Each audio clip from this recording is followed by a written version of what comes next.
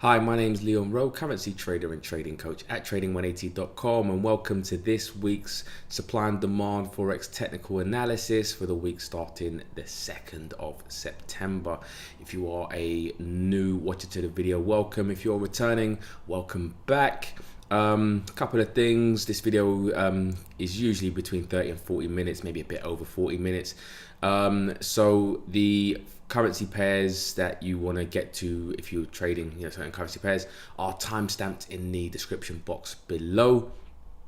Also as well, this is the fundamental analysis spreadsheet, and supply and demand technical analysis levels should be really traded in alignment with fundamentals, because fundamentals and sentiment and the zero-sum game are really the reasons for currency price movement. And you can get that if you sign up to the Trading 180 Fundamental and Sentiment Analysis Forex Trading course. Is absolutely free. Link is again in the description box below. And if you click, basically watch all the videos. Fundamentals aren't just about, looking at Forex Factory and seeing if, you've got a better than expected number or worse than expected number. Those days are, long gone.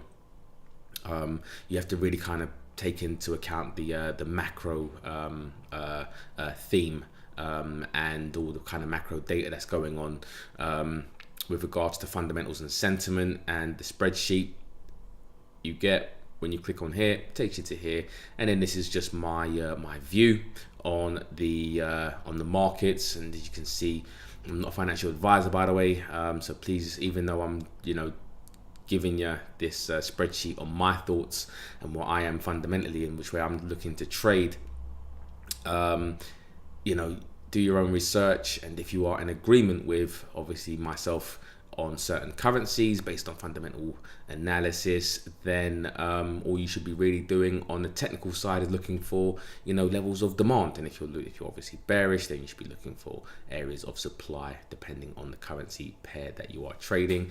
Lastly, if you have joined the course within the past week or two and you haven't got in contact with me regarding your mentoring sessions, which are recorded, by the way, and yours to keep, please get in touch with me at info@trading180.com, and we can basically set up mentoring sessions. I know that the course is quite lengthy and it's a lot to go through, but you need the mentoring side of things, because there are certain nuances that you might not have caught, and obviously you want to ask questions and things like that. And it's my job to actually make you into a profitable trader. So take advantage, pick my brain, ask me questions, etc., and we can all go over it. Don't be shy. We can all go over everything you want in the mentoring sessions on either Skype or Google Hangout. So if you haven't contacted me yet, and you purchased a course, definitely get in touch with me regarding the mentoring sessions that you have, and let's talk and obviously get you to a place where you want to be. So with that out of the way, let's get into I won't go into any of the fundamentals today. I'll just go straight to the technical analysis, right? So let's go into the Dow Jones Dollar Index, as we normally do every week. So Dow Jones Dollar Index is just a measure of the dollar strength against the major currencies like the pound, the yen, and the euro. And this week we had, or from last week to this week, we did have prices come down into this demand zone, and obviously prices have reacted. This week there was, from a fundamental point of view, I think it was when was it? Wednesday. Yep, Wednesday we had the preliminary GDP quarter on quarter, and it came out better than expected. Forecast was slightly lower, and we obviously came out a bit higher. So from Wednesday I was pretty much bullish on the dollar, right? And then you can obviously see from the technicals, this was Friday, Thursday, Wednesday, didn't necessarily get the reaction a lot of traders would have thought. This ain't too good, but at the end of Wednesday, but you can see obviously, prices did end up going higher. Prices might not react in the way that you expect them to straight away, but this is why we use fundamentals with together with sentiment as well, to keep us on the right side of the market as much as we can. And then we just look for the technicals to really just time our entries and look for really value on a price chart, right? And also obviously other things like the supply and demand equation, etc. But so this week we did have prices go a bit higher. And we don't necessarily trade the Dow Jones dollar index. We just look for correlating pairs, dollar index pairs, dollar index pairs, dollar pairs on the dollar yen, dollar Swiss, etc., and look to trade them off of those demand or supply zones on those currency pairs. We also had some bit of confluence with regards to this trend line, which I had looked for. I think I did this last week as well. So you can see that there was not only demand zone here in this level, we did have this trend line continuation. And if you're new, we got supply and demand technical analysis basics, and this is just some of the stuff that I look for, which I'll go over in obviously some other pairs as well. And diagonal support and resistance is something I look for in conjunction with demand zones. So you had that trend line going up, in conjunction with and confluence of a trend line, and that adds to really the supply and demand equation, right? And then we had the GDP kind of catalyst as well. So yeah, Dow Jones dollar index at the moment, we are this demand zone is still kind of being held, even though we've touched it once, twice. I think I said from last week I don't mind a level touching twice, but if the dollar starts to weaken again into the coming weeks, I'm going to be less and less likely to buy around here and probably look for buying opportunities lower down, right? And again, that just depends on the fundamentals, etc. So let's go into trading opportunities potentially on the dollar yen. So dollar yen, this week we came up into this supply zone right here and sold off, creating a higher high and higher low. So we know that supply zones, you have a highs and higher lows, right, and lows and lower highs. So what we do is we put demand zone here as we created a higher low, right? Demand zone here, we had a lower high here, right there. So this is where we would put our supply zones. We've pretty much reacted off of it, right, this week. So if you did manage to get in short this week on a lower time frame chart, say like for example the 4 hour or the 1 hour, etc., then well done to you, made a bit of pips. I'm looking to be a buyer of this pair, so I'm looking for more demand zones.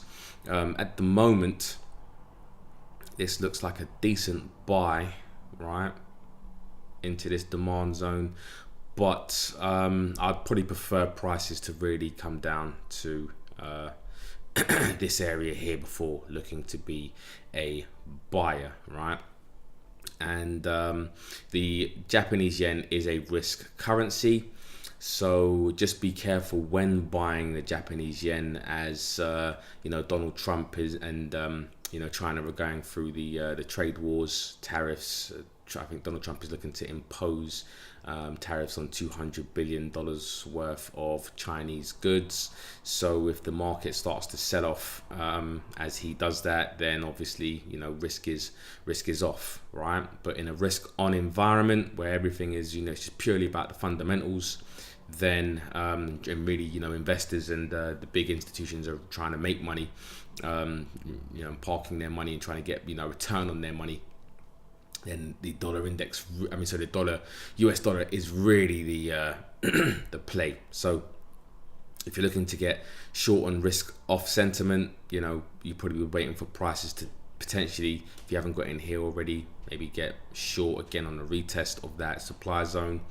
From a demand zone perspective, this is the first area you'll be looking to get long. I'm just not fond of this area at the moment, to be fair. We're in a bit of a an area, and actually I'll go over why I'm not too keen on it. Right, so if you notice here, we've got you know, supply and demand zones, we've got value ranges. So value range is a tool I use to just tell me, well, you can pretty much eyeball it, but from just a teaching perspective, you know, where I am in relation to fair value. Right now, from a fair value perspective, you know, from this low, swing low, to this high, right, we're above fair value. From this area here to this area here, right, which is basically this demand zone, right, we would be in the lower half of the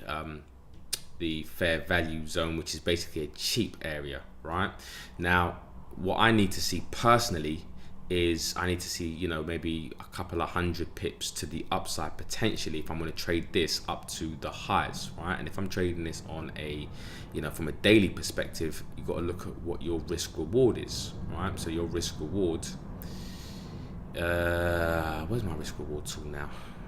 Here we go. So long, right?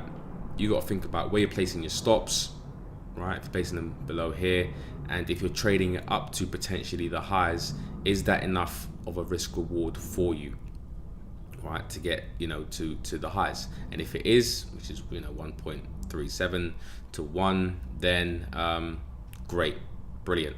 But for me, I prefer probably if this was a cheaper level. So imagine prices come down here and my risk reward is somewhere around here, then I have more risk reward to the potential upside, because markets, you know, tend to range more than they trend, right? So I'm looking for where prices are potentially going to range first, and then I'm looking how much upside do I have to potentially the high of the range or just above fair value, or even if the range is big enough towards potentially selling at fair value, right? So it all depends on the size of the range, and this is one of the reasons why I use you know, value ranges to tell me, you know, where my targets are, and where I should be potentially if I'm buying in a cheap area, and where I am in the overall, you know, potential ranges, right? And you'll get to, you know, understand that fully, you know, in the supply and demand course, which is on the Trading 180 website. And then finally, what we do is, let's get rid of this, is just look for the supply and demand order equation. Basically, this is where traders are looking to buy and sell, right? Where buy and sell orders are most likely to, you know, take place, or the amount of supply and demand orders, or the volume of supply and demand orders. So let me just delete these quickly. If I'm looking to be a buyer of the dollar, right? Where are the most supply and demand orders coming in, right? So first of all, we've got a demand zone here. Then what we want to do is look for where support and resistance traders are looking to potentially trade, right? And you can see there's pretty much a level right here. So you have resistance, resistance, resistance, support, bit of support and resistance, bit choppy. You've got some support here, prices have moved up, and then you've got some more support. So you've got not only demand traders looking at value, potential value around here, you also have potential support and resistance traders. Do you have round numbers, right? You have round number is around here, so you've got the 111 round number around here as well, which is a psychological number, right? And traders tend to, you know, buy and sell around there. You can start seeing the reaction around that area. Do you have diagonal support and resistance, right, within that area? I don't think you do, but let's see. And again, you don't have to have all of these lined up, but it helps when it comes to the supply and demand equation. No, we don't really, but that's fine. And then we look for dynamic support and resistance, which is the 100 and the 200, as well as the 50 and the 21. And these are just popular EMAs and SMAs that I tend to have, or I tend to look at when I'm looking at, an area for the supply and demand equation, right? So right now, this is the 100 and the 200, 100 being the green lines and the 200 being the, golden and yellow lines.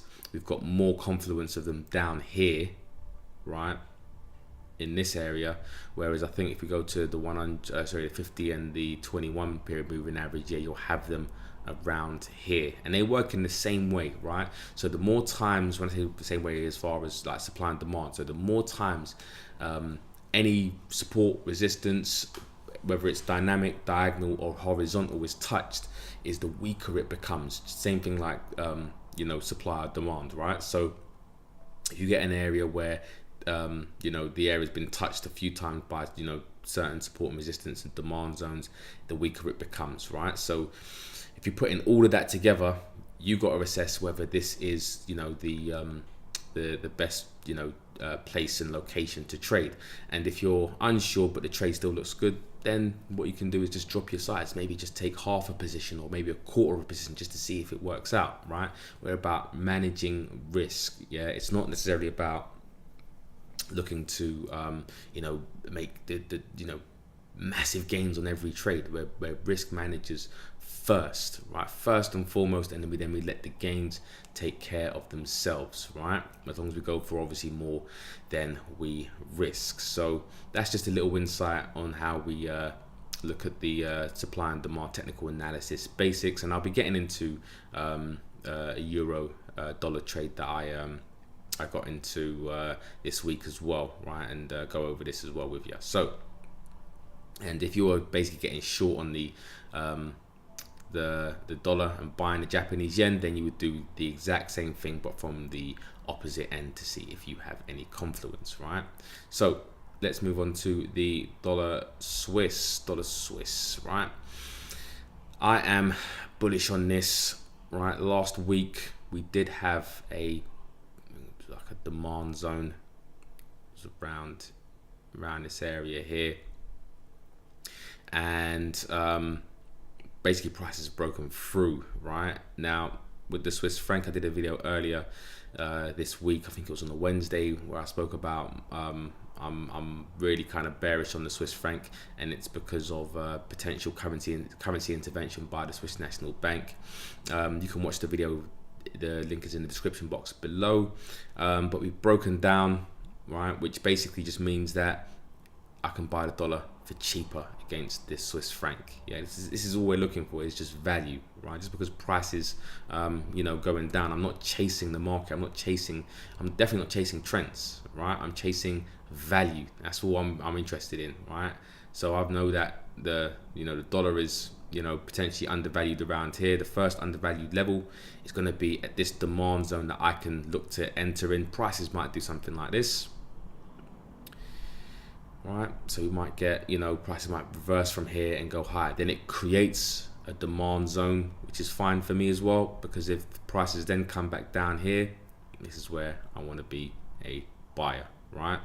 So let's just delete this. So I'm not chasing the market. I'm going to let the market tell me where demand is, right?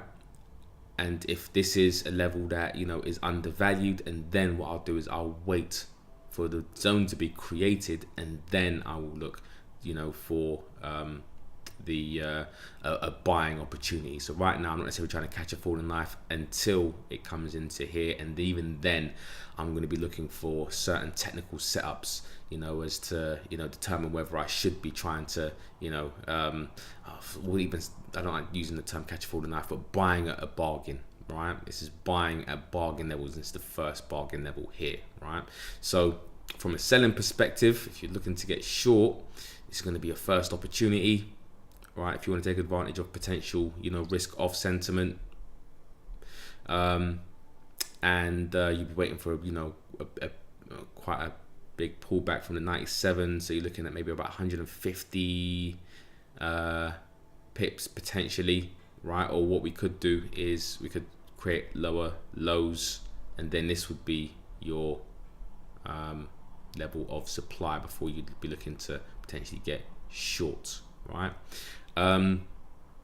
So those are your options for the Swiss franc, dollar CAD, and dollar CAD came into this area right here, and obviously in conjunction with the US dollar, I think we had, you know, some buying around here.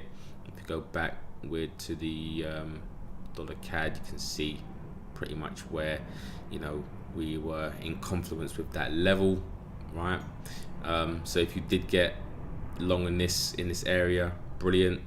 And again, just use the technical analysis basics, right? So let's look at this, matter of fact, in this trade. Right, if we zoomed out, if we zoomed in, I should say, you could see that there was definitely a level of interest. Resistance, resistance, resistance, resistance, resistance, resistance, support, right? And here we are, right? And then we came down to the 129 level as well, and then prices ended up going higher. And that's just, again, one example, you know, of the trading opportunities that you know, are available using some daily supply and demand zones and using, you know, and you're looking to enter on an intraday time frame chart. So if you're looking to potentially be a seller, because we've actually come into this area of supply, you would basically do the same thing. So for me, if I'm looking to eyeball this, you know, you can see that there is resistance, support, resistance, resistance, support, bit of resistance here, and you can see it's reacting. So if you are looking to get short, and again, this is based off of fundamental analysis, if you think that the CAD's going to get stronger or the dollar is going to get weaker, then you'd be looking to short. If you think that the dollar's going to get stronger and the CAD's going to get weaker, what you're looking to do is, if you haven't entered this trade already, is look to, you know, some potential pullback into this demand zone in conjunction with, you know, horizontal support and resistance, diagonal or dynamic, right? And then look to be a buyer if you can around this area here. Moving on to the New Zealand dollar, US dollar, and I really wanted to be a seller of this pair, and I was really hoping that prices would come up here into this supply zone last week, and then you know, give me some price action, and then look to be a shorter, right, and a buyer of the US dollar. I've been telling some of the traders, you know, in the that I mentor, that I'm looking for this for a while, but it just hasn't got up there, and then it kind of sold off this week as well with some dollar strength. So I didn't get a chance to get in, even though there was a level of, you know, support and resistance.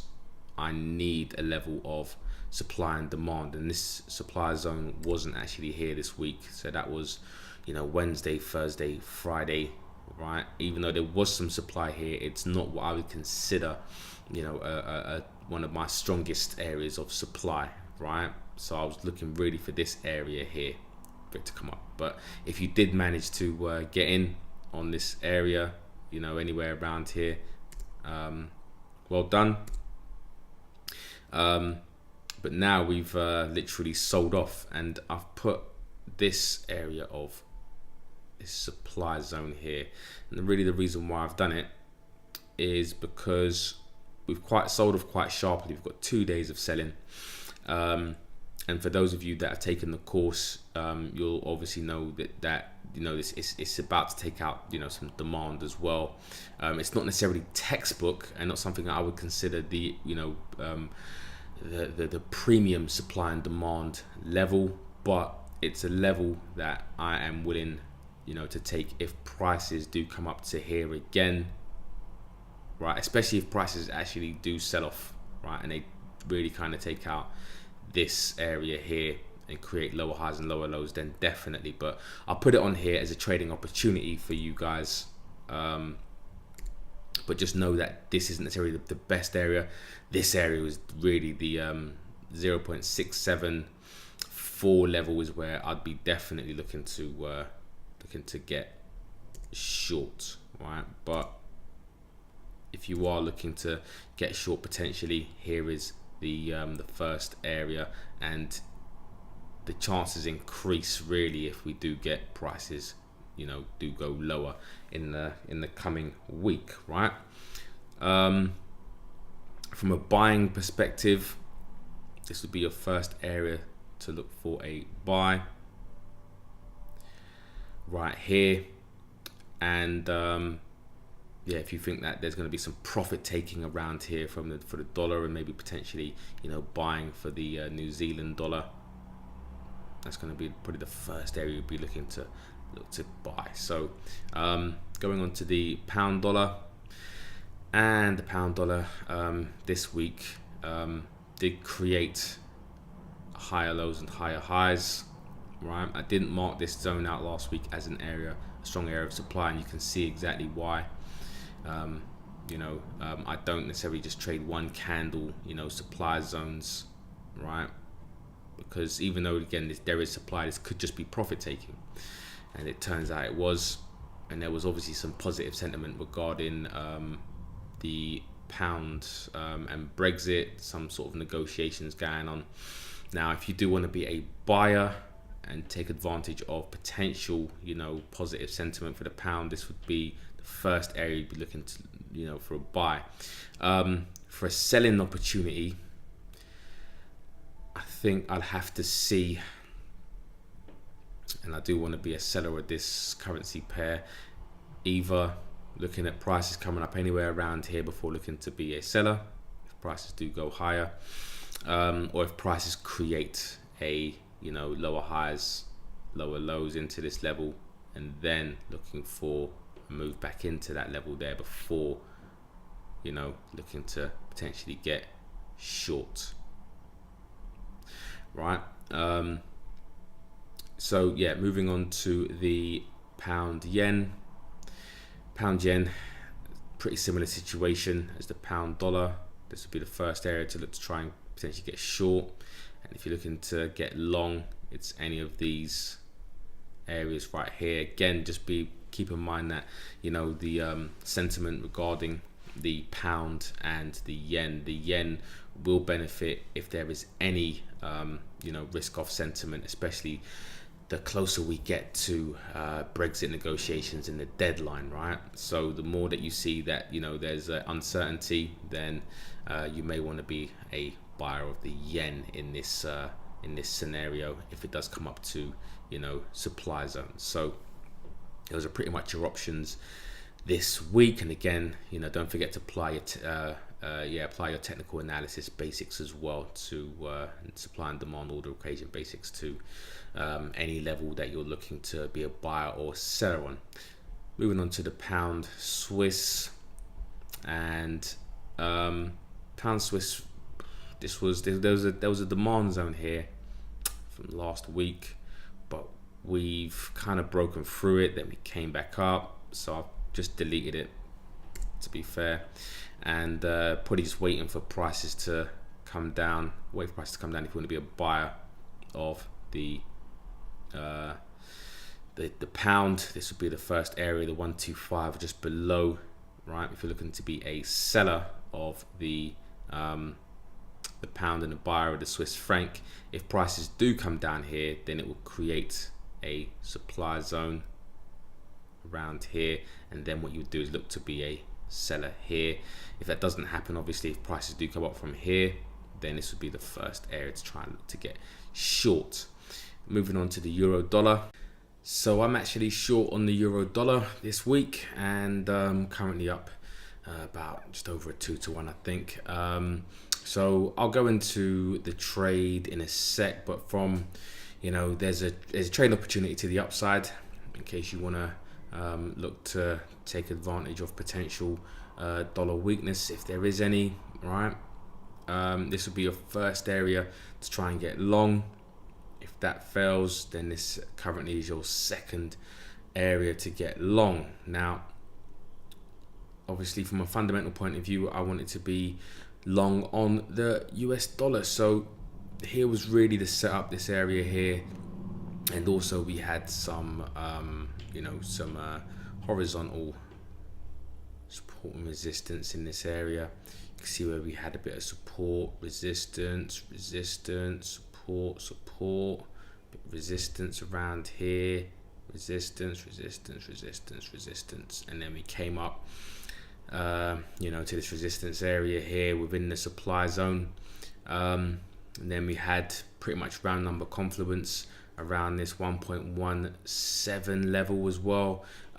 We also had a moving average, I think it was the 100, one of the 100 moving averages. Didn't quite necessarily touch if we zoom in, but it was there right above it anyway. And I was looking to get short on this pair anyway. We'd come up here, and especially with the fundamental analysis, or fundamental, I suppose, the news coming out about GDP being positive, definitely looking to try to get short in this area. And I got my candlestick entry, saying to some of the guys that when this was setting up, to look for one of the particular type of candles that I like to see, which is an outside candle, which is here. We got it right there, and matter of fact, I ended up getting in a bit late, probably I think it was around this 1.1693 area, 94. Price had pulled back a little bit, stop above the high, and currently up just over, I think about 2 to 1, as my stop was quite tight on this candlestick formation here. So pretty much the setup was all there, and yeah, so that was some analysis from last week as well, going into this week. So from last week's video, we would have been probably around, what's that, Friday, Thursday, Wednesday, Tuesday, Monday. So this would have been it. So yeah, plenty of time to really get into this trading, depending on obviously your entries. So yeah, that was the euro short. If you are looking for a euro short, again, you'd have to wait for probably prices to come up to this area here. I would have preferred prices to come up to a bit higher, to be fair, around this 1.175 level, or this 1.8 level. If it does come up to this level again, I will try to get short again. And again, that's just based off my fundamental analysis at the moment. So moving on to the euro yen, and from last week we didn't get any kind of really reaction from this. There was a supply zone right here, but we had 1, 2, 3, 4, 5, 6, 7 bullish candles into this second level of supply. And when I see something like that, the candlestick confluence count method, it starts getting to the point where it looks like it probably may want to start looking for a reversal if there is obviously risk on, and there could be obviously some profit taking here as well. So if you guys did manage to get in on this level, which would have been, if you're looking at some horizontal support and resistance, that would have been it right there. I didn't get involved in this trade, to be fair, but I'm looking for probably a pullback into maybe this area here before looking to establish any kind of long positions on the euro. Yeah, so if you're looking for a short position right now, you'd be looking for, and you didn't get in on this one, you'd be looking for probably some sort of pullback into this level. Looking for a long at the moment, the only one we have is down here.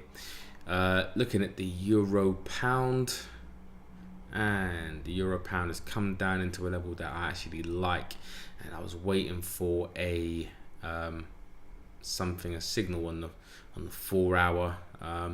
This looked quite bullish in real time, but it ended up not giving me a signal. So an entry.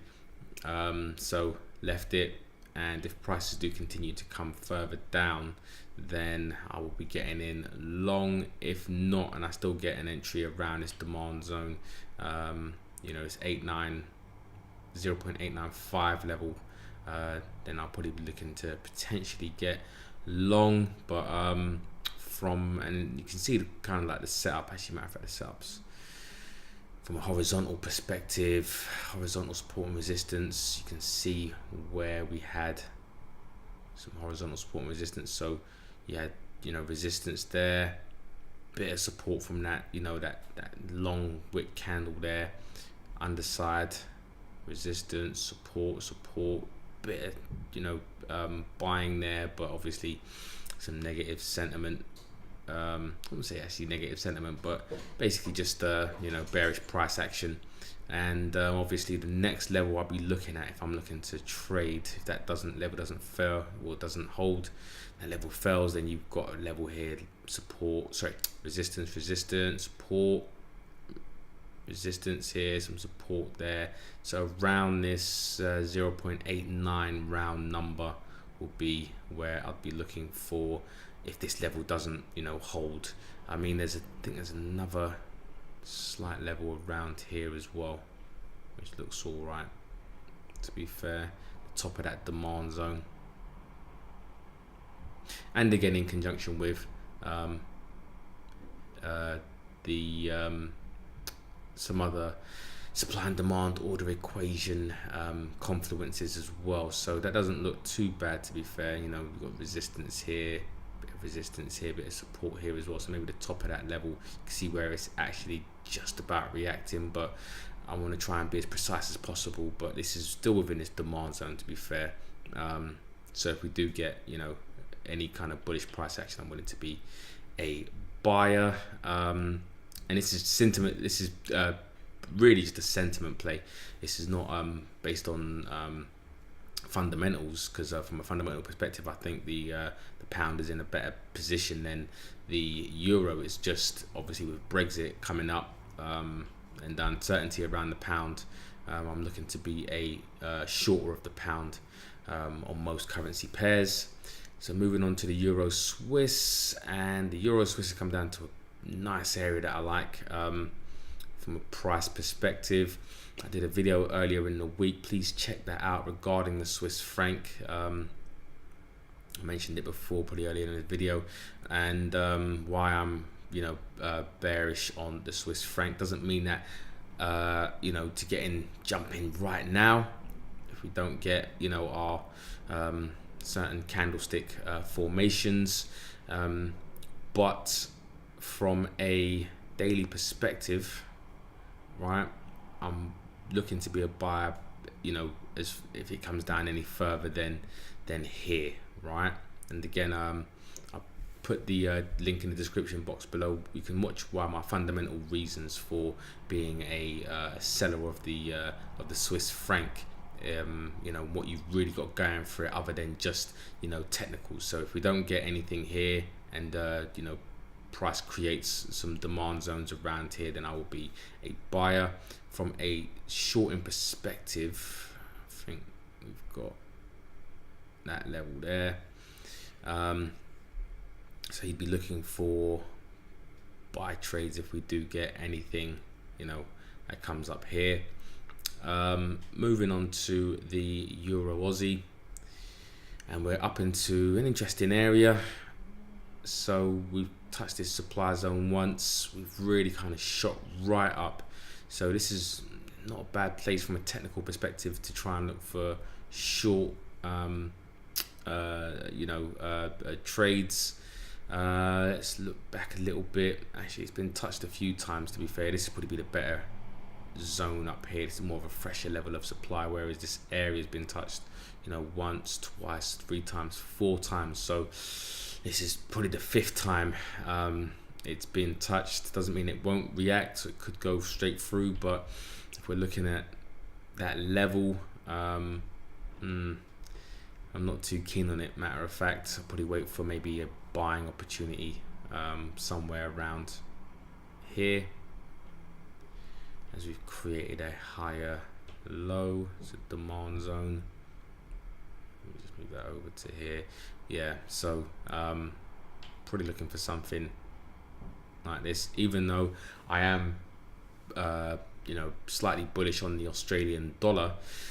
It's just the sentiment at the moment is really against it, and that's really to do with the trade wars, right? And again, China being the Australian biggest trade partner, and if China suffers, then Australia and the commodity currencies are really going to, you know, struggle. And this is pretty much what you're seeing right now. From a fundamental perspective, I would say the Australian dollar is definitely more, I suppose, close to an interest rate hike.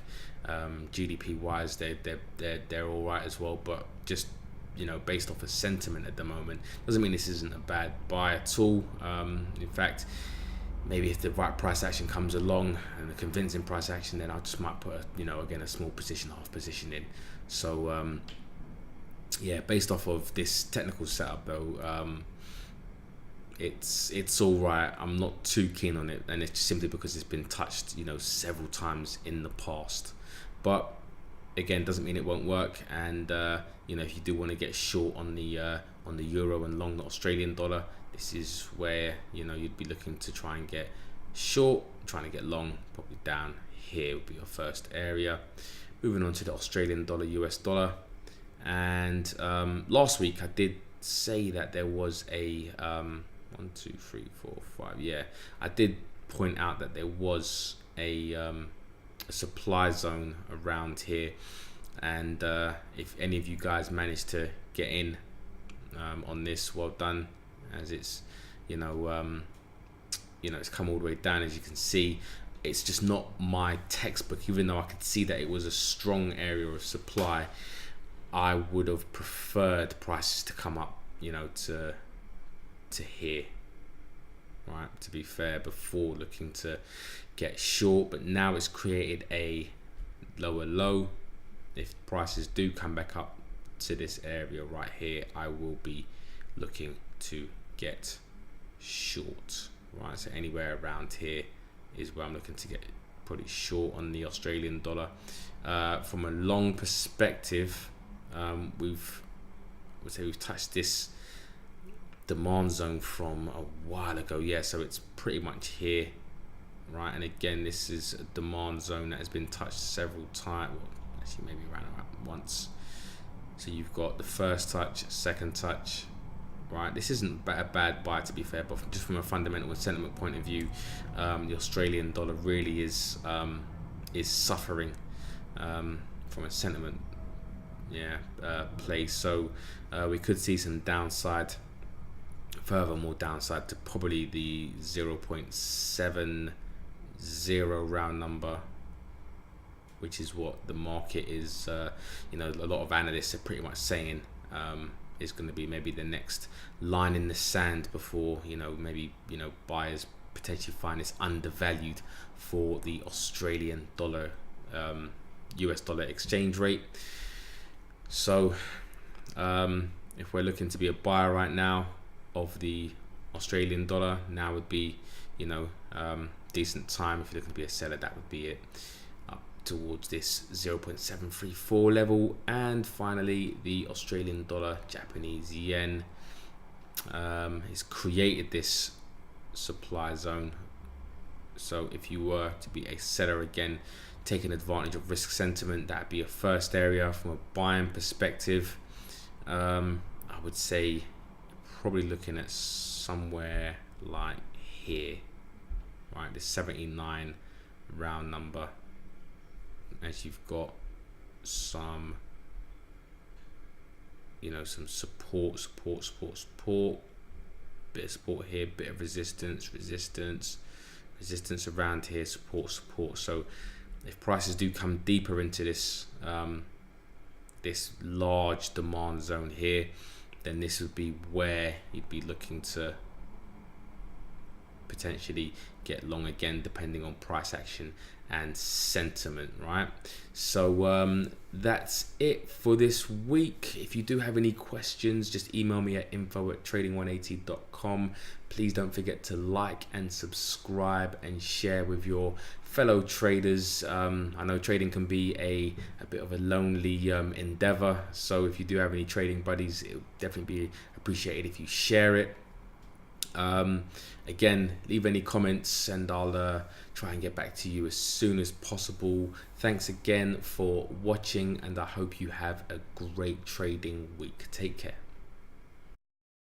So if you'd like to receive the best supply and demand Forex levels absolutely free, click on the link in the description box below, enter your email address, and we'll send you the levels that we have just analyzed in this video. You'll get all of the major Forex currency pairs, and you'll get regular updates and never miss a Forex trading opportunity.